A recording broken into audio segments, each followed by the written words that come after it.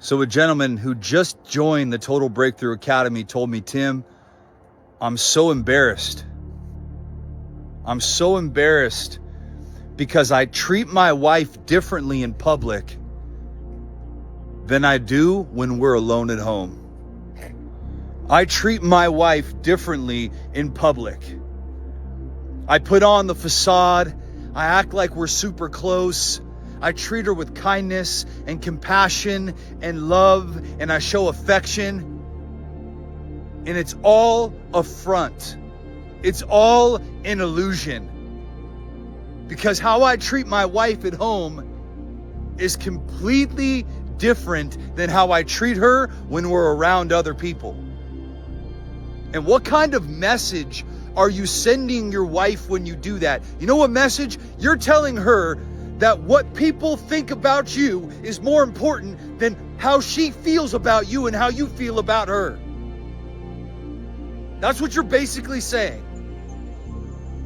Your lack of transparency, your lack of authenticity, and your lack of love and affection, you're not willing to show that in public because you know that you're embarrassed. So let me ask you this.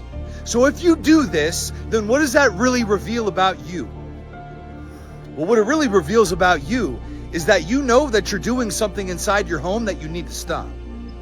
What it really reveals about you is that you know that you're not being the man that you need to be inside your house. What it shows about you is that you're secretly embarrassed about being vulnerable and being open and honest about the fact that everybody comes to you for answers to problems, yet you can't figure out the answers to the biggest problem in your life, which is your marriage, your relationship. This is time you develop the emotional intelligence. And developing the emotional intelligence allows you to connect with your wife, have the empathy. The myth is, well, if I understand my emotions, doesn't that make me weak? Doesn't that make me less of a man? You know what makes you less of a man?